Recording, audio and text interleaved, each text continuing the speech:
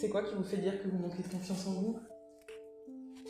De ne pas s'imposer, de ne pas forcément dire les choses, parfois de ne pas oser parler.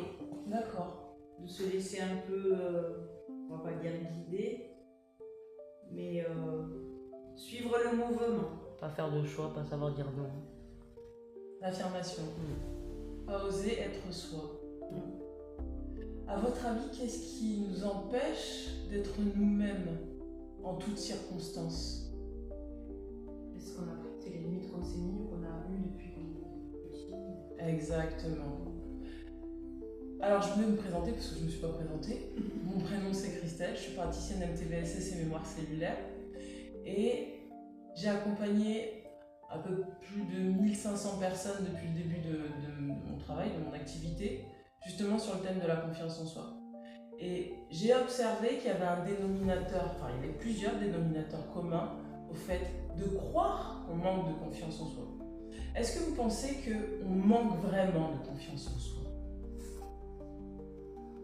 Oui, je pense que oui. On peut manquer, vous pensez?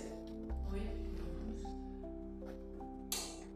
Moi, je pense qu'on a confiance en soi, mais qu'on n'ose pas l'exprimer face aux autres par crainte d'être, je sais pas, jugée, mal perçue, vue un peu différente et pas rentrer dans le moule. Exactement. C'est exactement ça. Quand vous observez les enfants, les tout petits enfants, est-ce que quand ils ont besoin de faire quelque chose, quelle que soit la chose qu'ils ont envie de faire, est-ce qu'ils vont se poser la question de savoir s'ils ont assez confiance en eux pour faire cette chose-là? Non. Est-ce qu'ils vont se demander, est-ce que j'ai suffisamment de valeur pour faire cette chose-là?